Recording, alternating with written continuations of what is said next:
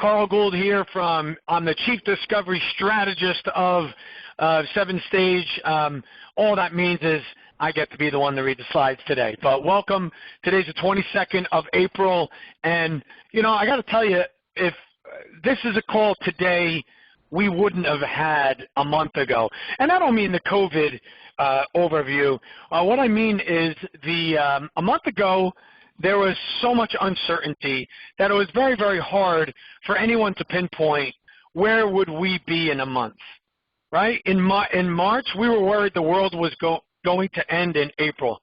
We learned the world didn't end. And I'm not trying to marginalize or minimize the problem because, we are smack dab in the middle of an historic event that our kids and grandkids will talk about and we'll read in their history books because it is simply just never happened before. And there's never been a time. And I remember I did a research paper on the Ice Age, and not even the Ice Age, even though they said the Ice Age affected everybody. The Ice Age didn't get everybody like this has gotten everybody. And so here we are, the 22nd of April, and we are preparing for, and I call today drill and prepare for the new normal. But the new normal is actually here. We're going to enter the new normal. COVID entered our lives. We are going to re-enter ourselves back into the new normal. And this is a conversation we simply just would not have had a month ago because there was not a lot of certainty around what was going to happen. But there is more certainty now. So as I like to start with every one of these presentations, I do hope the best for your family, that you're safe, you're healthy, you're practicing safe practices, whatever that means to you and wherever in the world you are, and you're staying as far clear from this pandemic as possible. It has impacted us all, but from a health standpoint, we want to make sure that you steer as clear of it as possible. Questions, comments, you want to share a best practice, just put it into the chat box. Your line is already muted. We're going to move on. So welcome to the new normal. It's here. We don't have to guess if it's coming. We don't have to guess what it's going to be like when it comes. It's here. We know what it looks like, and we're going to talk about how best to prepare for it. I actually have some office best practices that we'll want to talk through today. So what's the latest, right? Stimulus packages 1, 2, and 3 already in the books. Stimulus package number 4 has been passed by our government. It's a $484 billion package that includes $251 billion for the PPP loan. So I put the slides up for the sake of the recording. We're not going to spend a lot of time on it, but I will roll through them quickly. Make sure that if you have not applied or you think you missed it, or I don't know if I qualify, get on a authorized SBA lending platform through your bank that you have a business banking relationship, or through PayPal, Lendio, and other online lenders. They have broadened the scope. Get your name on the list and in a queue because more funding has been made available, and they will keep making it available as long as they have to. Additionally, the Federal Reserve has put together a program called Main Street Funding, and you can get low-interest loans from there as well. We need to prepare for staged openings in May. As a matter of fact, the state of Georgia, like it or not, is opening up in 2 days. There's a lot of controversy around that. But most of the country will be opening up in the month of May with a couple of exceptions. But today is about the new normal and the new normal guidelines, okay? Again, these are just for the sake of the recording. But get in the queue. PayPal, Lendio were 2 examples that I shared with you. They are, in order to get to more small businesses faster, they've widened the scope of who can apply and where you can apply through. So there are some third-party facilitators, PayPal, Lendio being 2 primary examples, but look up SBA lender, authorized SBA lenders, and apply for the PPP loan. You can apply through more than one source. First one in, wins, meaning you win, you get funded, and the other application just goes to the wayside. So don't worry if you've applied through more than one location. My application took 49 minutes. All right, why did it take 49 minutes? Because I did this. I had everything ready. The only thing I can tell you I did not have ready at the time that I had to look up was my NAICS code, my NAICS code, NAICS code. I actually had to look that up. Other than that, I had everything else ready, rocking and rolling, and I spend as much time waiting for the next screen to populate and to check my work as it did getting it done. So if you have everything ready, it really is not bad applying for the loan. And, you know, for all of the glitches and problems you may have heard on the news, you got to hand it to the government. I mean, they figured out a way to deploy 300, which will soon be, $600 billion in a couple of weeks through an online platform, you know. And so anyway, nothing's perfect in this world, but they have done a pretty good job. And as I'm hearing today, and I'm getting the texts throughout the course of the day, a couple more clients got funded through PPP. So that's really good news. Keep it coming because the funding is coming in. All right, so make sure that you're using that. Once again, the current guidance is that you got to spend it within 8 weeks. All right, and once funded, in order to get all of that forgiven, spend that money within 8 weeks. Now, what we didn't say last week, the one thing I will add on to this week is we want you to put all that money in a separate account. You got that. But the thing we didn't talk about last week was take all of the money that you earn during this time. We're calling it organic revenue collected, meaning sales revenue, you know, the normal day-to-day revenue. Put that in a separate account and segregate that money for now. Don't use it during the time. Avoid using it during the time the PPP funds are paying for your operating expenses. What you want to do is at the end, on the other side of 8 weeks, you want to have the PPP money, easy for me to say, exhausted. It's spent. And you want the equivalent amount of money in another account, okay, so it feels like it's revenue that came into your business. All right, what we don't want is at the end of 8 weeks, all the PPP money gone, all of your organic revenue spent because you put it towards debt or whatever else, and you're like, oh, my God, what do I do now? What do you mean, Carl? Don't use that money to get ahead of some bills? Not yet. Not yet. Get through the 8 weeks. Okay? Now, if you absolutely have to use it, then of course use it. I'm not suggesting you get the electric turned off or, you know, you get into a bad situation with a vendor. But to the extent that you can, you want to protect that organic revenue in its own account for a period of time so you can analyze what the rest of the year is going to look like. Get through the next 2 months. If the world has gone back to work the way you expected and things are returning to some sort of normal, and you need to use the money, go ahead and use the money. But think about it. You know, these sorts of things can come in waves. There can be even small interruptions to business, but you've been given a gift.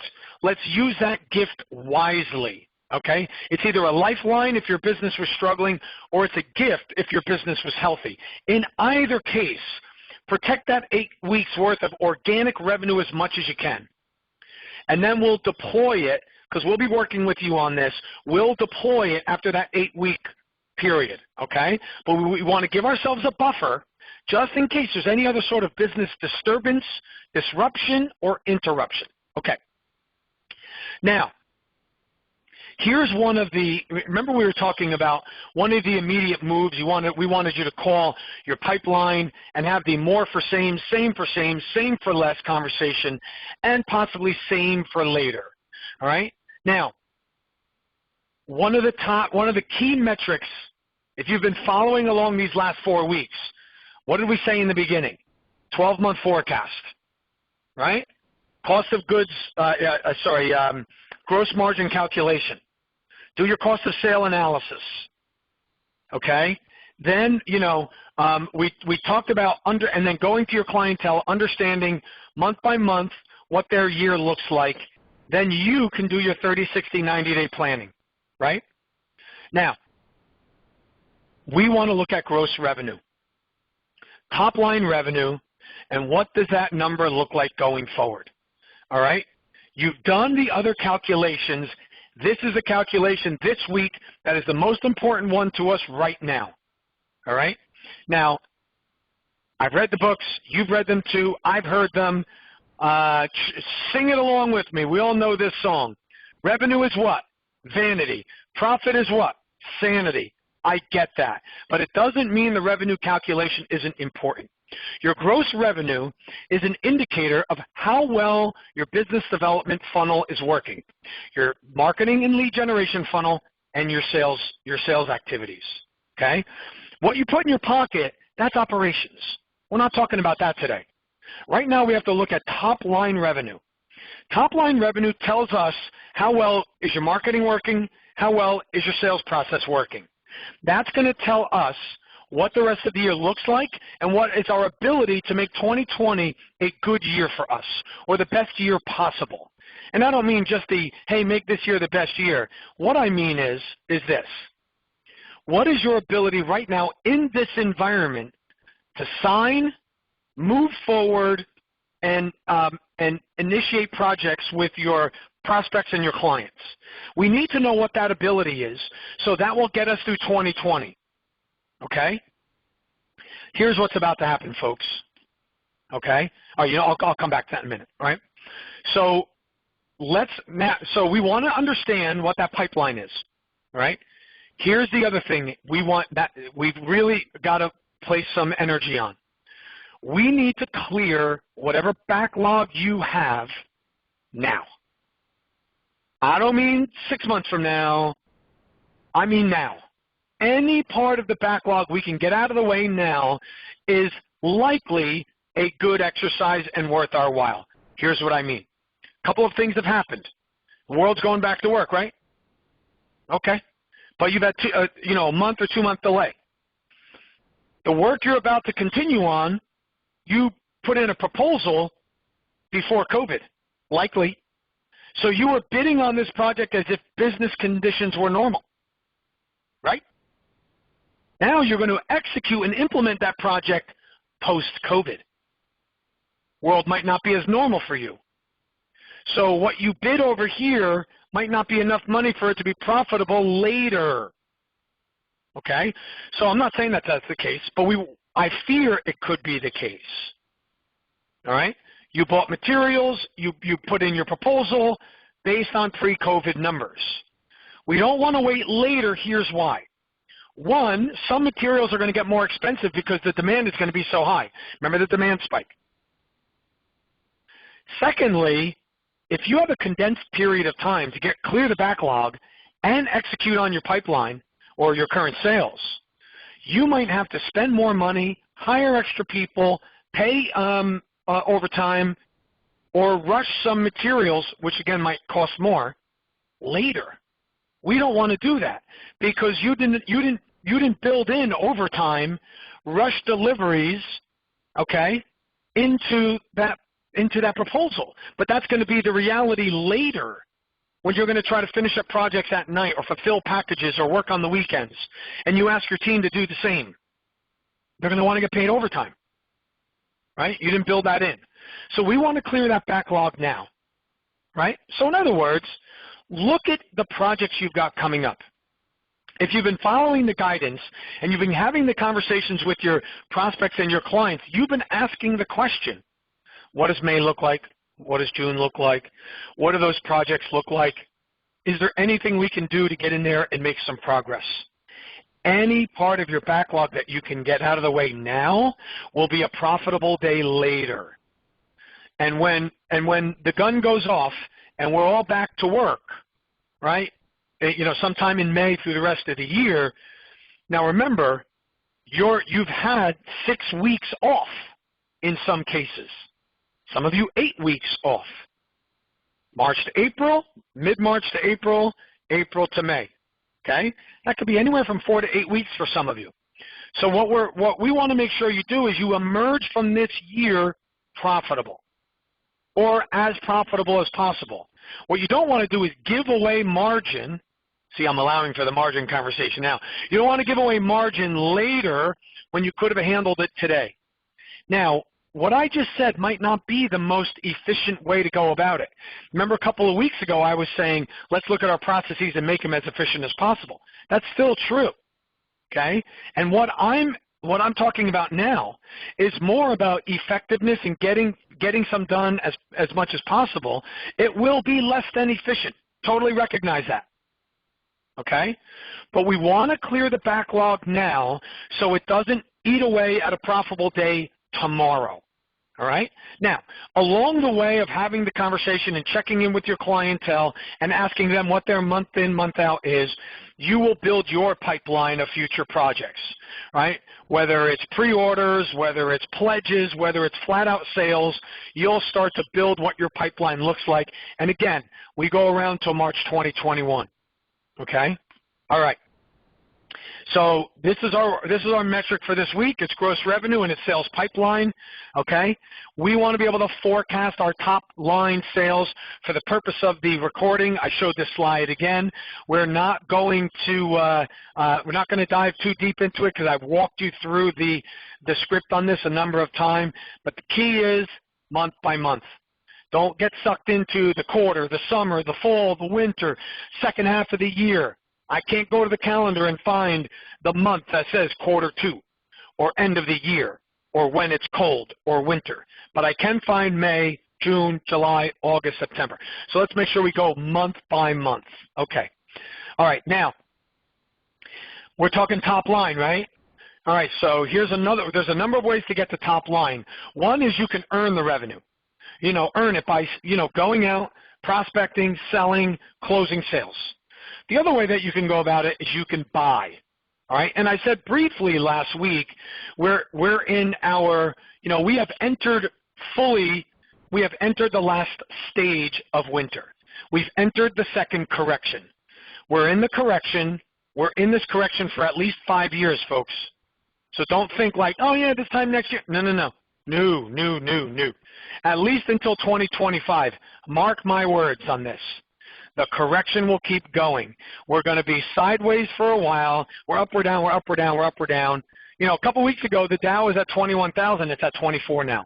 It was at 30. It's going to go back up. It's going to come back down, right? But it's going to be very choppy, all right? This is the final stage of the winter season, right? And as I mentioned, it's going to go at least 5 years, and depending on entitlement programs and other government programs like we have right now, it might get kicked down, the can might get kicked down the road a little bit to 2029, but it's at least till 2025, all right?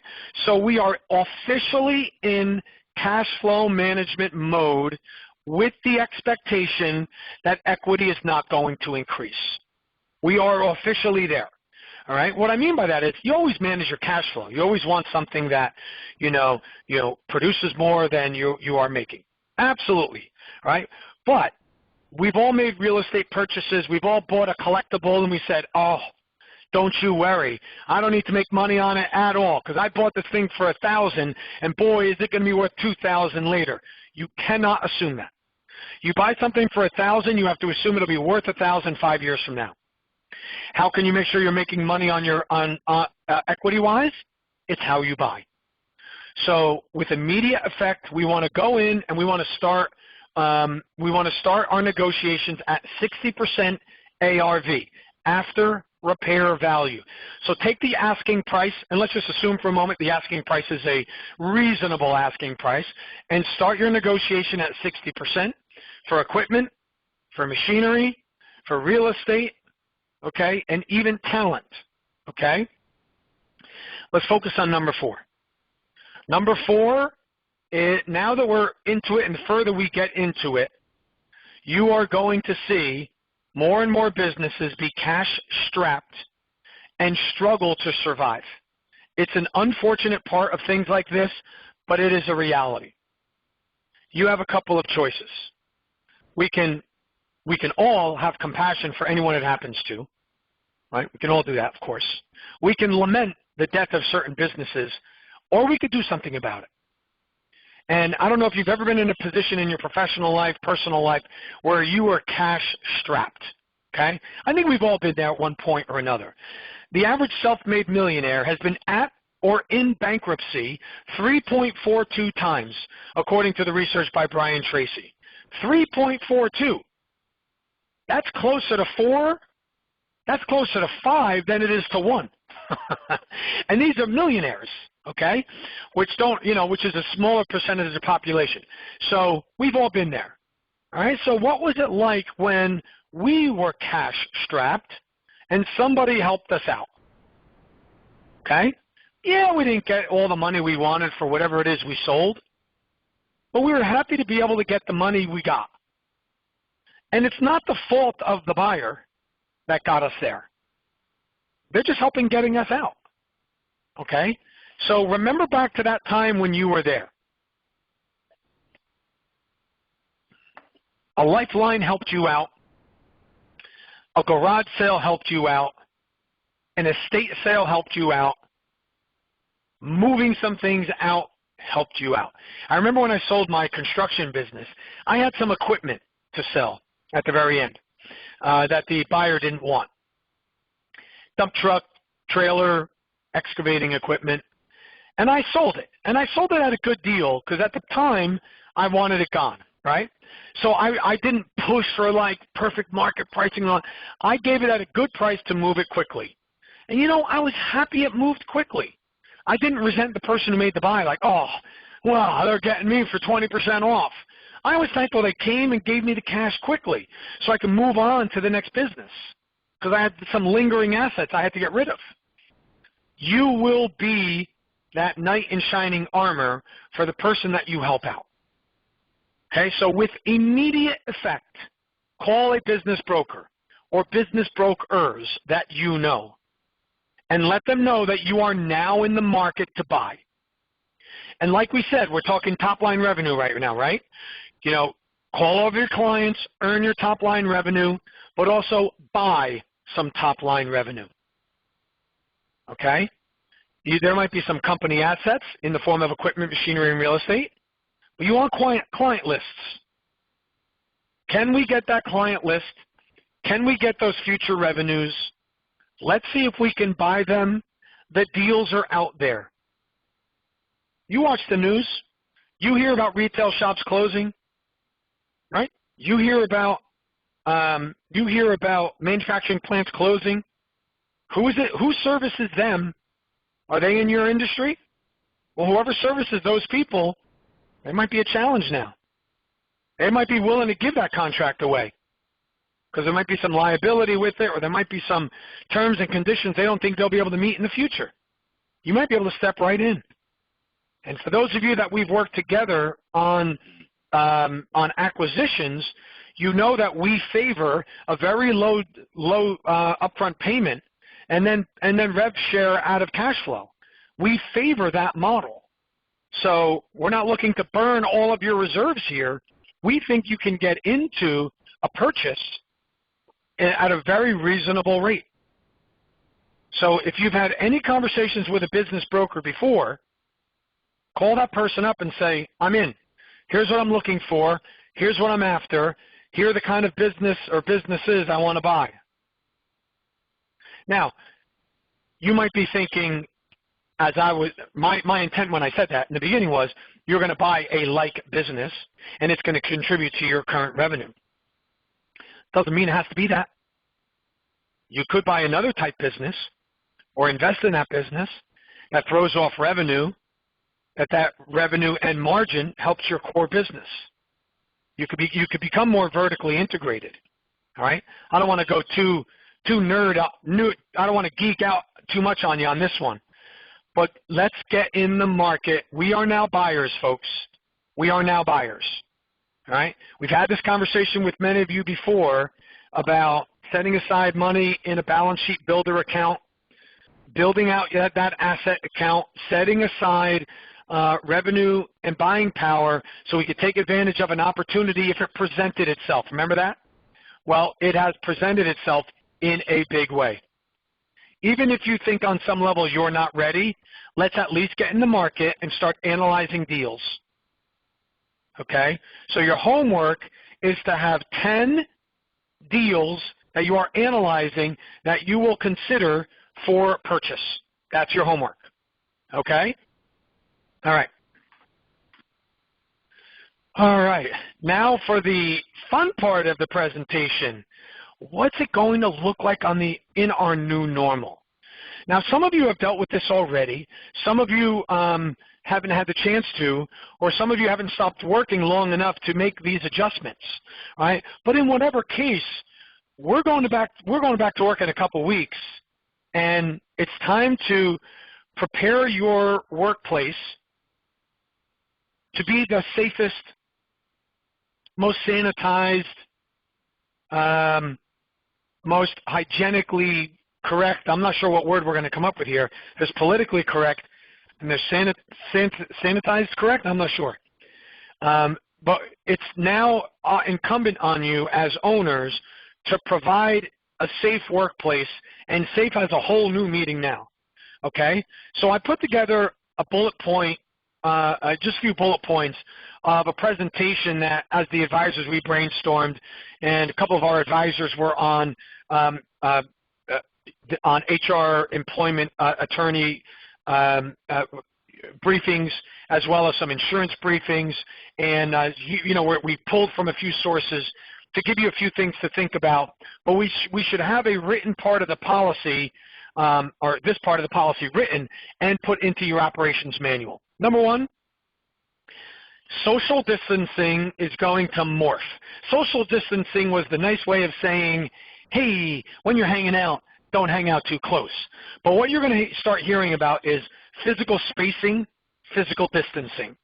Okay, that's going to be the 2.0 version of social distancing.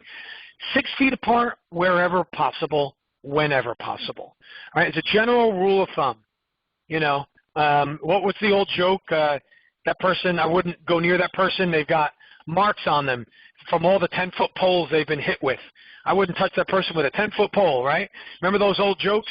All right, well, it's the new one's the 6-foot pole, because we're going to be 6 feet apart from anyone as much and as often as possible until we can, as a society, we can identify where hot spots are and who does and who doesn't as it relates to the virus, who's infected, who has the antibodies.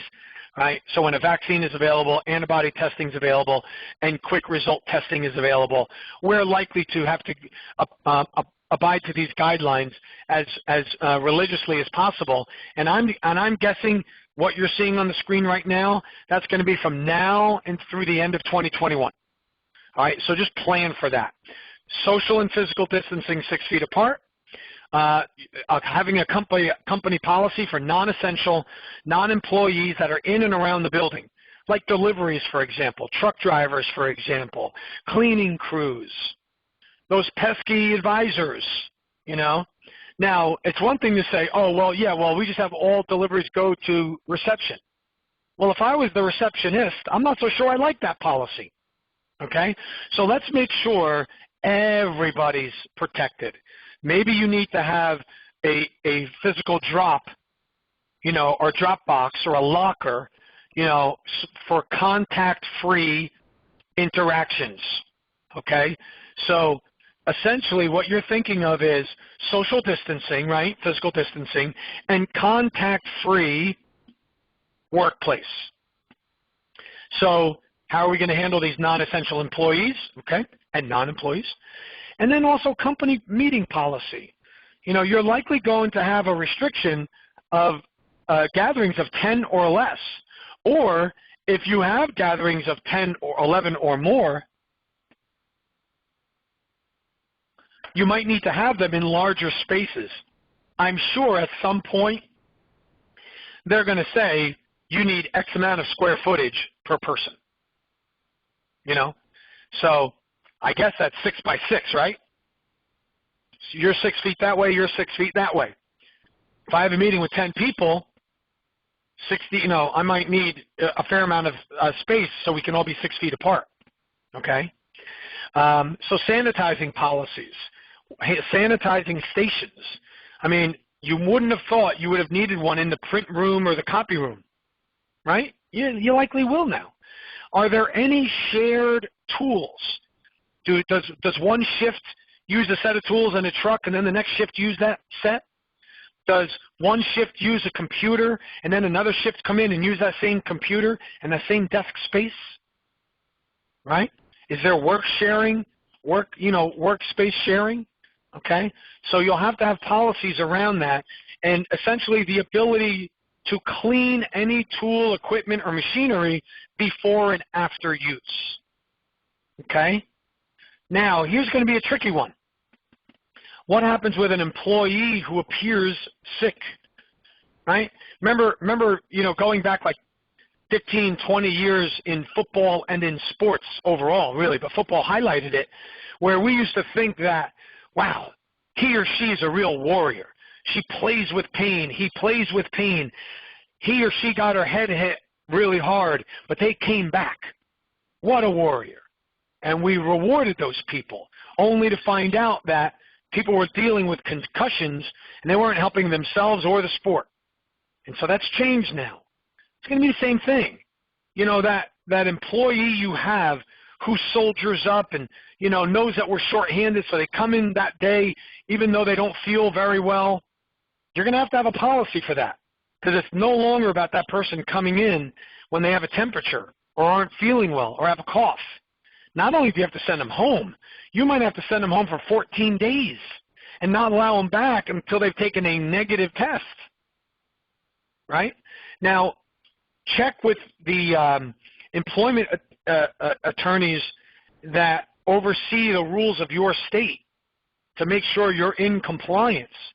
But you'll need to have a policy about when somebody comes to work, and sending them home. And the policy might be, you self-report, and if you don't feel sick, if you don't feel well, you don't come in. But if you don't feel well, then you might need to have a policy of how many days out you need to be self-quarantined. Okay? So everything's got to be in writing. And then the other thing we suggest is take a picture of your offices now, the current layout as it stands now, and then show how you've moved, appliances, equipment, desks, cubicles around, so that you have done everything you can to give as much space as possible between your employees. Show the before and the after. Put up a lot of signage. Only 2 people in the bathroom at a time. Wash your hands before and after every use of the printer. In the kitchen, wash your hands before using the handle on the refrigerator or the handle on the coffee maker or the Keurig machine. Okay? Wipe it down before, wipe it down after. The most you can do is make people aware of the policy, put it in writing, give it to them, have them sign it, and having signage, placards. You always wondered on a plane what a placard was? Here you go. This is a placard. It's essentially a sign that would be giving instructions as to what you can and can't do. Okay? So, this is the new normal. How strict this stays for how long is the question. But in the beginning, it's going to be very strict. I had to go into a retail location today, and somebody walked in without a mask on. And cashier picked up on it right away. Hey, get your mask on. Like, she yelled it out. This guy was nowhere near her, but she was like, picked up on it right away. She was quick. So that's where we're at now. This isn't just, hey, it'd be a good idea if you wore a mask. This was, hey, get your mask on, or you got to go outside, right? Okay. All right. No meeting like this would be complete without a check-in. All right. So 1 to 3 minute videos on these 5 topics. Remember that? We are educating in April. All right. If you spent a couple hours on each one of these topics, this would be a great start. 1 minute to 3 minute video. If you have some longer form, do-it-yourself or instructional videos, that's cool. Most of the world goes to YouTube now. YouTube's basically a university, okay? If you want to find out how to do something, go to YouTube. They'll show you how to do it, okay? You can have 1 to 3 minute ones. You can have longer form if that's what you're doing. But Facebook traffic is up 40%. As a matter of fact, I got a message today from our social media director. and she said that our Twitter ads are tanking. She goes, our Facebook ads are performing really well. Facebook traffic right now is up 40%, right? So passing on a best practice, this is what we're doing. But here are 5 good topics. I've mentioned them before. If you haven't done them, let's put together a strategy for that. And if you're looking for further social media posting structure, I'll give you ours, okay? Monday is what we call Mojo Monday, and that's inspirational quotes, business wisdom. You might notice those come out on Monday. Tuesday is Trivia Tuesday. Pretty self-explanatory, but business trivia, we will post that on Tuesday. Wednesday is Workshop Wednesday. We give you something to think about or an assignment, okay? Thursday is Thinking Thursday. So pondering a deeper question, asking a question. Are you more of a Mac or are you a PC? Are you a Verizon or are you AT&T? Okay, are you a Mac or are you a PC? That's Thinking Thursday. And then there's Fun Day Friday. Friday is anything. What books are you reading? You know, what do you use for barbecue? Do you use wood? Do you use charcoal? Or do you use gas? And depending on what part of the country you're in, I probably offended somebody. Gas in the Midwest? No self-discerning backyard barbecue expert would use that, right? No, we use wood because we smoke it. I get it. Just throwing out an example. It could be anything that's fun, okay? And so make sure that we're doing that. Now, we've been talking to you in the ops about staffing to the valleys, subcontract to the peaks, right? Now, during this PPP time, you're going to maintain your headcount level and your salary levels as of February 15th. Okay, so it could be forgivable. But as a business model overall, let's start to evaluate what does our slowest time of the year fixed expense landscape look like, right? And I got this wonderful article from, I think it was McKinsey, right, Joe? Or was it Bain? I forget which one. But Joe Parrott sent me a really, really cool article earlier, and I did have a chance to read it, Joe. And it said basically is businesses are going to move as much cost into the variable cost and seek to move as much into variable cost up until the point, but just before it creates inefficiencies. That's McKinsey telling you that now. You didn't want to hear it from me. That's now McKinsey saying businesses are going to relook at how they do business. And they are going to variable costs to the brink, to the very edge of inefficiency. As long as they remain efficient, they're going to outsource subcontract, outsource strategic alliance, okay? In other words, they're going to staff to the valleys. They're subcontracting to the peaks. That's what they're doing, okay? I've mentioned this before. Since we are going more remote, we're going more virtual. Take the lesson from Target. Target got hacked by a third-party provider. These big breaches you're hearing about, that's not Experian getting hit directly. That's a third-party vendor that they got in through the back door. Well, guess what? Your employees are working from home using less than totally locked down hardware and software. So get with your IT provider, bolster your cybersecurity, especially at HQ, to make sure that you don't suffer a business interruption from another virus. One's bad enough. We don't need a second one, okay? All right. Last week's narrative on training was about skill building, skill set, making sure you're ready. I'm slightly adjusting the narrative for this week, okay? Look, every major sport, every major play or performance that you have ever gone to, those people are professionals. They know what they're doing. They don't need to be taught their craft.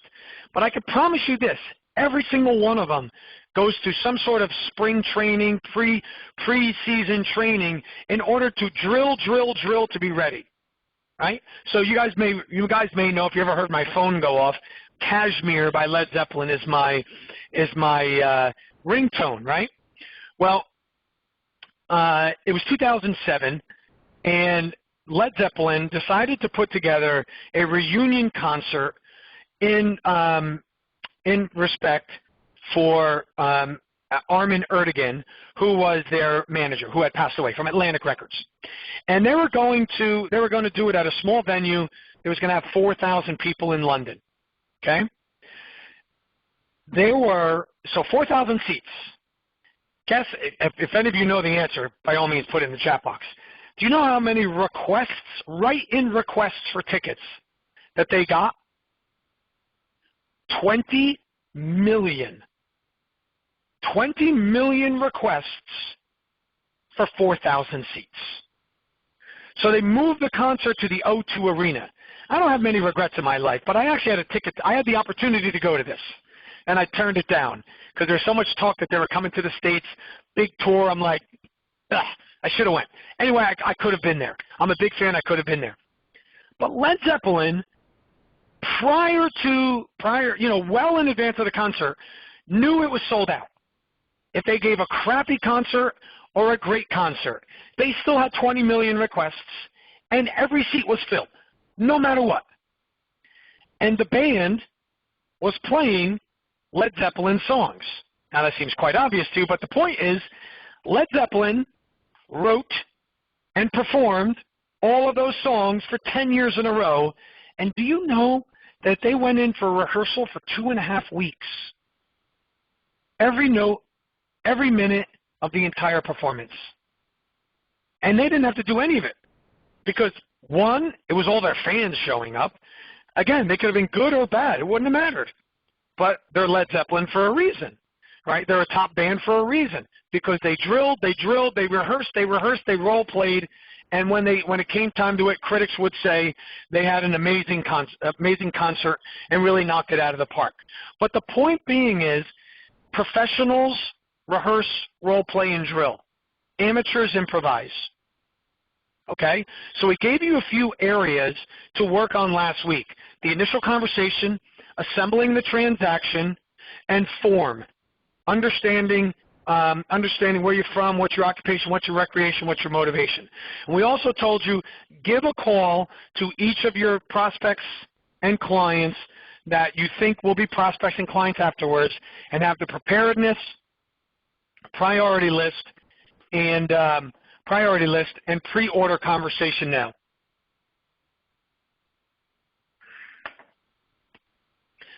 Drill, role play, right? If you got most of you here either follow or know of a sport. There's not one professional sport you've been to where they just show up on game day or match day and just try to perform best they can. They all have some sort of training and drilling. So we're changing the narrative from training, because your team knows what to do, to drilling. Now it's time to be prepared, okay? All right. Awesome. Okay, asset acquisition.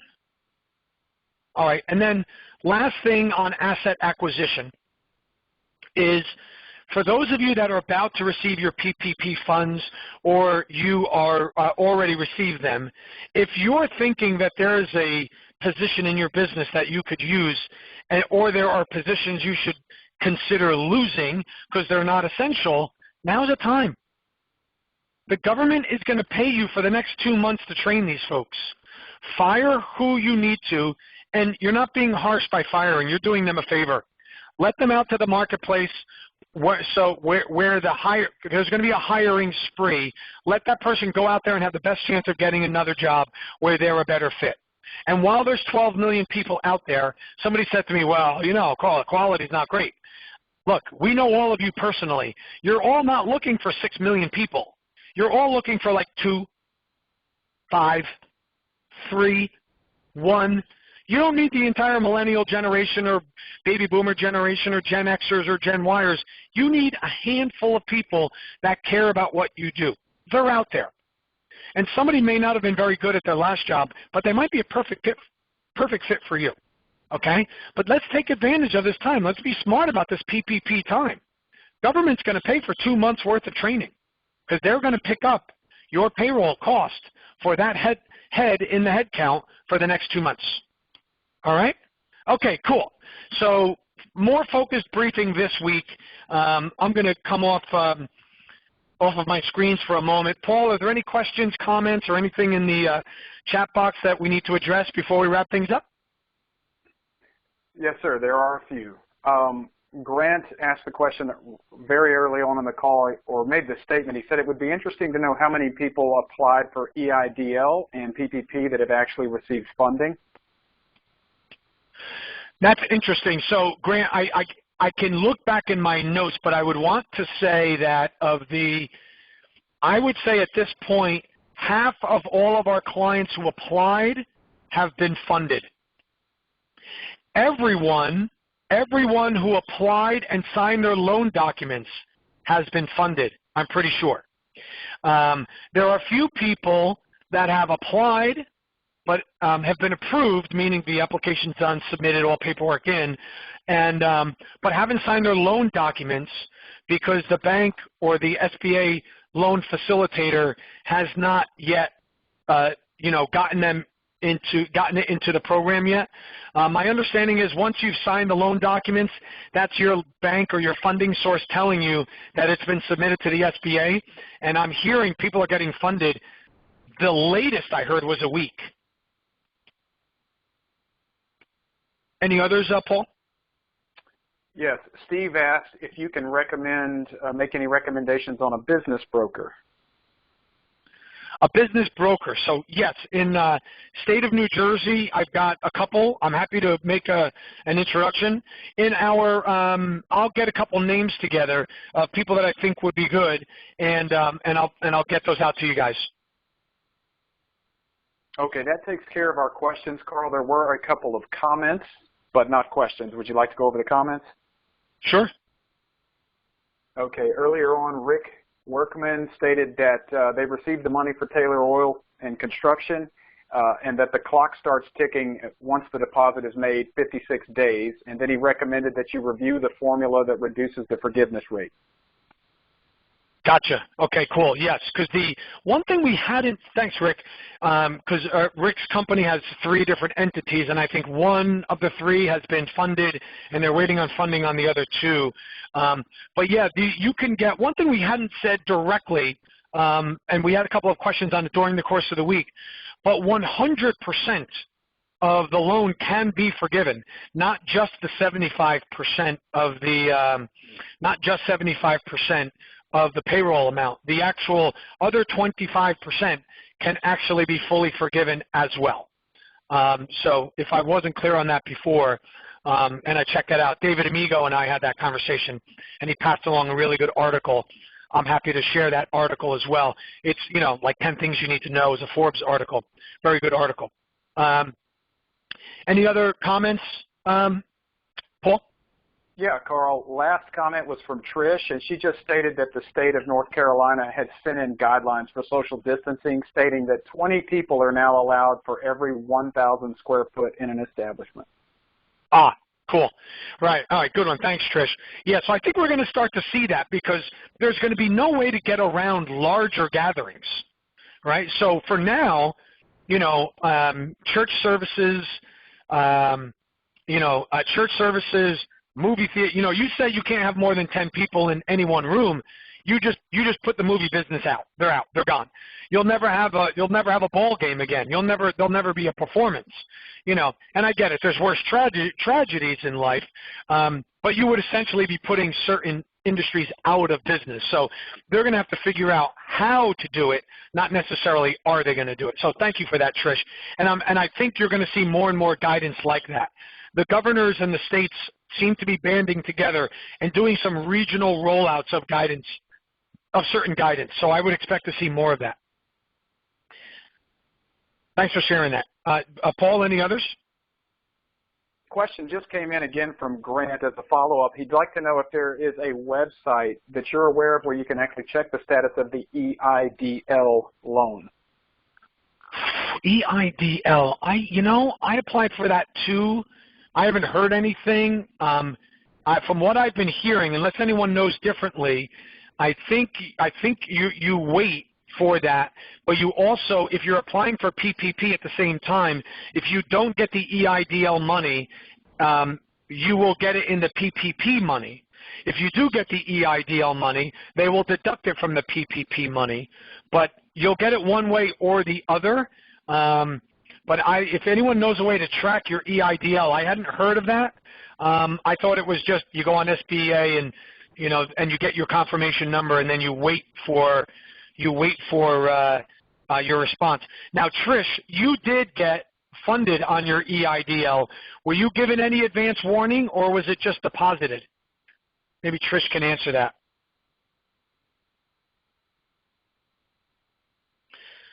Paul, any others in the meantime? No, sir, that was it. Trish had just commented that she did receive her EIDL money, but she's still in the queue for the PPP loan. Gotcha. Yeah, I don't think they are doing updates, so there's a way to track it. If you've got your confirmation number, best I would guess is go back to SBA and see if there's a way to track it based on the number. But I haven't heard of anyone who's been able to track the progress, unfortunately. So, and Carl, to answer your question to Trish, she responded that no, she received no preliminary notification. The money just showed up in her account. Right. Okay. Yeah, I remember hearing last week when it came in, but I didn't realize there was any particular notification. Okay. So, all right, awesome. Anything else? Any other comments? No, sir. That's it for now. Awesome. All right, guys. All right, folks. I mean, look, a month into this, you're hanging in there, hanging in well. Over the next, I'll call it 2 to 3 weeks, you're likely to get your EIDL PPP money or your IRS money or both. So hang in there on those. Remember, we've been hearing really good things about people refinancing their homes, rapid refinance, and there's also cost segregation and accelerated depreciation studies that can reduce some of your tax burden and do some immediate cash. So it looks like the cash infusions are coming, Now it's back to work, and it's back to work safely as possible so we don't have any setbacks. What we want to do is make sure that at most we had our one business disruption, that we don't have to deal with a second. So we want to go out of our way to we've got our agenda for the week. Let's know our gross revenue forecast, right? Let's start putting together our COVID policies in the office. And let's get right now with a business. Business brokers right now should be very, very busy, right? But let's get with business brokers. Let's get our name out that we are in the market to buy, and let's start looking at some of the assets that are going to be available at that 60% ARV, okay, or close to 60% as possible. All right, so thanks once again. Enjoy the week. We'll be in touch with you during the course of the week, of course. We have our agenda. Be well, and we'll speak to you soon.